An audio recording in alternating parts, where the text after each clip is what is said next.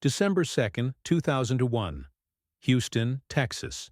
The seventh largest company in America, worth $63.4 billion, files for bankruptcy. Overnight, thousands of employees lost their jobs and pensions, while investors faced massive financial losses. The stock that once traded at $90 per share was now worth just 26 cents. But here's what most people don't know. The collapse wasn't sudden. It wasn't unpredictable. And it wasn't just about greed. The real trigger was something far more insidious. A financial weapon disguised as innovation. A scheme so complex that even Wall Street analysts couldn't understand it. And a culture that rewarded deception over truth. This is the untold story of how Enron really fell.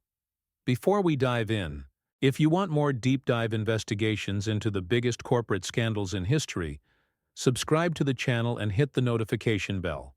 Let's begin. Enron was formed in 1985 by Kenneth Lay after merging Houston Natural Gas and InterNorth. At first it was just a natural gas pipeline company. Nothing glamorous, nothing revolutionary. But in 1990, everything changed when Jeffrey Skilling joined the company and demanded that the trading business adopt mark-to-market accounting, claiming it would represent true economic value. What is mark-to-market accounting? Mark-to-market accounting requires that once a long-term contract has been signed, income is estimated as the present value of net future cash flow. In simple terms, Enron could sign a 20-year energy deal and immediately book all the projected profits, even though they hadn't earned a single dollar yet. Enron became the first non-financial company to use the method to account for its complex long-term contracts. The SEC approved it. Arthur Andersen, one of the biggest accounting firms in the world, signed off on it.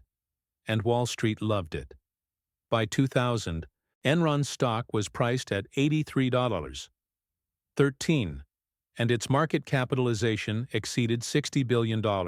Enron was rated the most innovative large company in America in Fortune's Most Admired Companies survey. But there was a problem. Owing to the large discrepancies between reported profits and cash, investors were typically given false or misleading reports. The company looked profitable on paper, but in reality, it was hemorrhaging cash. And to hide this, Enron executives created something even more dangerous. Enter Andrew Fastow, Enron's chief financial officer. Fastow was one of the key figures behind the complex web of off-balance sheet special-purpose entities, limited partnerships which Enron controlled, used to conceal Enron's massive losses in their quarterly balance sheets. These weren't real companies. They were shell corporations, many existing only on paper. By 2001, Enron had used hundreds of special-purpose entities to hide its debt. Here's how it worked. Enron would create a special-purpose entity. Let's call it Raptor I. Then Enron would transfer its poorly performing assets to Raptor Y, paying for them with Enron stock. On paper, this looked like a legitimate sale, allowing Enron to remove debt from its balance sheet and book profits. But here's the catch. These special-purpose entities were actually using the company's own stock and financial guarantees to finance these hedges. Enron was essentially selling assets to itself. By unlawfully maintaining personal stakes in these ostensibly independent ghost entities, Fastow was able to defraud Enron out of tens of millions of dollars. On October 23, during a conference call, Fastow revealed that he had made a total of $45 million from his work with LJM, a staggering total since he claimed to spend no more than 3 hours a week on LJM work. The executives were getting rich. The stock price kept climbing. And everyone believed the illusion. But cracks were starting to show.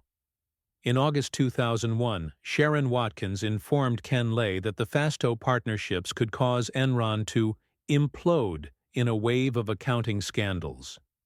Watkins was a vice president at Enron. She had been given the task of finding assets to sell. But what she found instead terrified her. Off-the-books arrangements backed only by Enron's rapidly falling stock price. She wrote a memo to CEO Ken Lay, warning him that the company was on the brink of collapse. Lay did investigate, but by then it was too late. On August 14, 2001, Jeffrey Skilling abruptly resigned after only 6 months as CEO, citing personal reasons. That same period, the broadband division reported a massive loss of $137 million, and the stock price fell to $39.05 per share. Analysts started asking questions. One demanded to see Enron's balance sheet. Skilling's response? He called the analyst an asshole on a public conference call. The house of cards was collapsing. On October 16, 2001, Enron reported a further loss of $618 million and a write-off of $2 billion. The stock price deteriorated to $33.84 per dollar. On October 22, the business got under a probe by the Securities and Exchange Commission. With this news, the stock of Enron further deteriorated and was reported at $20.75. Banks pulled funding. Credit ratings were slashed. On October 24, several banks told Enron that they would not issue loans to the company as long as Fasto remained CFO. On October 25, the board voted to remove Fasto as CFO, but it was too late. In November 2001, the business, for the first time, admitted that it had inflated its income levels by $586 million. By late November, Enron's stock price had plunged to less than $1 per share. On November 30, 2001, Enron filed for bankruptcy protection. At $63.4 billion in total assets, Enron's was the largest corporate bankruptcy in U.S. history, until the WorldCom scandal just 1 year later. Around 4,000 jobs were lost immediately, and almost two-thirds of the 15 Howen employees' savings plans that depended on Enron stock became worthless. The fallout was catastrophic. The 5-year FBI investigation led to jury convictions of top Enron officials. 22 people were convicted for their actions related to the fraud. Jeffrey Skilling was sentenced to 24 years in prison, later reduced to 12. Andrew Fasto served 6 years. Kenneth Lay was convicted but died before sentencing.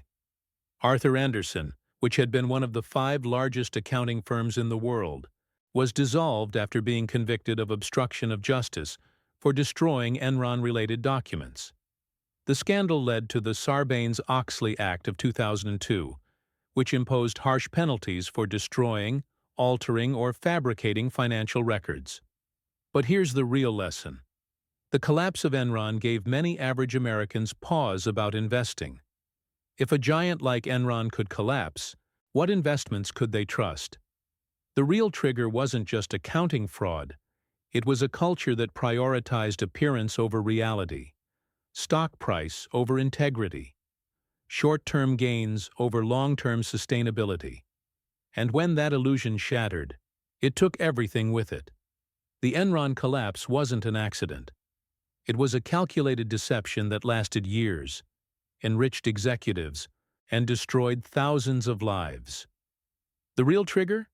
A toxic combination of innovative accounting misused for fraud, unchecked executive power, and a failure of oversight at every level. If this investigation opened your eyes, hit that like button and share this video. Subscribe for more deep dives into the scandals that changed the world, and drop a comment. What other corporate collapses should we investigate next? Thanks for watching.